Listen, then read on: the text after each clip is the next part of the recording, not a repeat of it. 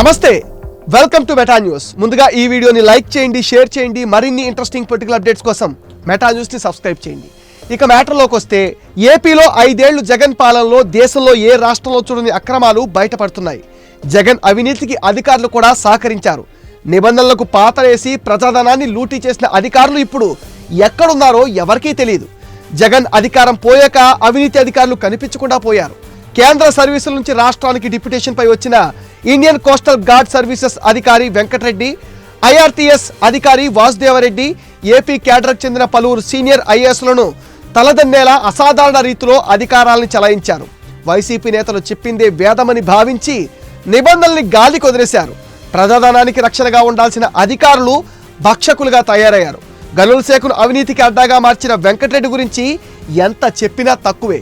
జగన్ హయాంలో తనకు తిరుగులేదన్నట్టుగా అహంకార భావంతో వెర్రవీగిన వెంకటరెడ్డి తన పాపాల్ని ఎన్డీఏ ప్రభుత్వం తవ్వి తీస్తే జైలుకు వెళ్లడం ఖాయమన్న భయంతో అజ్ఞాతంలోకి వెళ్లిపోయారు. ప్రభుత్వం జారీ చేసిన సస్పెన్షన్ నోటీసులు కూడా తీసుకోకుండా తప్పించుకుని తిరుగుతున్నారు. నోటీసులు ఇచ్చేందుకు వెళ్లిన సిబ్బందికి అమరావతి, హైదరాబాద్లతో పాటు ఉమ్మడి కర్నూలు జిల్లాలోని ఆయన స్వగ్రామం కోరుకుంట్లలోనూ వెంకటరెడ్డి ఆచూకీ దొరకలేదు. దాంతో ఇంటికి నోటీసులు అంటించి వచ్చారు.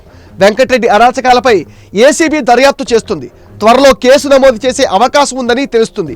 5 ఏళ్ల పాటు వేల కోట్ల ఇసుక కుంభకోణం వెంకటరెడ్డి అండదండలతో యథేచ్ఛగా జరిగిందన్న ఆరోపణలు ఉన్నాయి. ఇసుక గుత్తేదారు సంస్థ జేపీ పవర్ వెంచర్స్ ప్రభుత్వానికి 800 కోట్లు బకాయి ఉన్నప్పటికీ ఆ సంస్థ బాకీ లేదంటూ ఆయన ఎన్ఓసీ జారీ చేశారు. ఇలా వెంకటరెడ్డి హయాంలో గనుల శాఖలో జరిగిన అవకతవకలు, అరాచకాలకు అంతే లేకుండా సాగింది. వెంకటరెడ్డి సస్పెండ్ అయ్యారు. ఆయన మెడపైన కేసులు కత్తి వేలాడుతోంది. వెంకటరెడ్డికి తోడు వాసుదేవరెడ్డి అరాచకాలు అన్నీ ఇన్ని కావు. తీవ్ర అభియోగాలు ఎదుర్కొంటున్న వీరిద్దరిని జైలుకు పంపే అవకాశం ఉంది. అందుకే భార్యా బిడ్డల్ని, సొంత ఇళ్లను వదిలేసి అజ్ఞాతంలో బ్రతుకుతున్నారు. ఎక్కడున్నారో, ఏం చేస్తున్నారో, ఏ వైసీపీ నాయకుడు ప్యాలెస్ లో సేద తీరుతున్నారో తెలియదు. ఆ పార్టీ నాయకులే వారికి ఆశ్రయం కల్పించి ఎక్కడో దాచిపెట్టి ఉంటారని దర్యాప్తు అధికారులు ప్రాథమిక అవగాహనకు వచ్చారు. ఏపీఎస్ బీసీఎల్ ఎండీ గాను, డిస్టిలరీస్ బోవరీస్ విభాగ కమిషనర్ గాను 4.5 ఏళ్ల పాటు కొనసాగిన వాసుదేవరెడ్డి చేయని అక్రమాలు లేవు.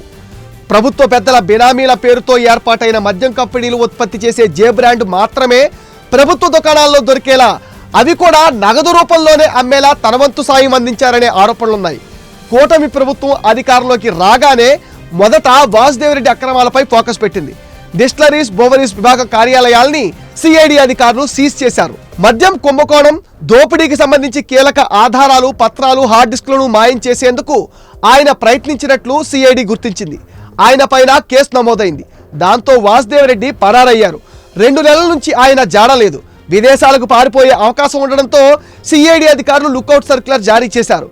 వీరిని త్వరలో అరెస్ట్ చేసి విచారణ జరిపితే భారీ కుంభకోణాల గుట్టు రట్టవుతుందని భావిస్తున్నారు. ఇది మెటా న్యూస్ అప్డేట్. ఈ వీడియోని తప్పకుండా లైక్ చేయండి, షేర్ చేయండి అండ్ ఈ వీడియో పైన మీ విలువైన ఒపీనియన్ని కామెంట్ సెక్షన్లో పోస్ట్ చేయండి. ఫ్రెండ్స్, మీరు ఇచ్చే సపోర్ట్తోనే ఈరోజు మేము 95K రీచ్ అయ్యాం. ఈ ఛానల్ని 100K చేయాల్సిన బాధ్యత మీదే. దానికి మీరు చేయాల్సిందల్లా ఈ వీడియోస్ని మీ ఫ్రెండ్స్ అండ్ ఫ్యామిలీకి షేర్ చేయండి, మెటా న్యూస్ని సపోర్ట్ చేయండి, సబ్స్క్రైబ్ చేయండి.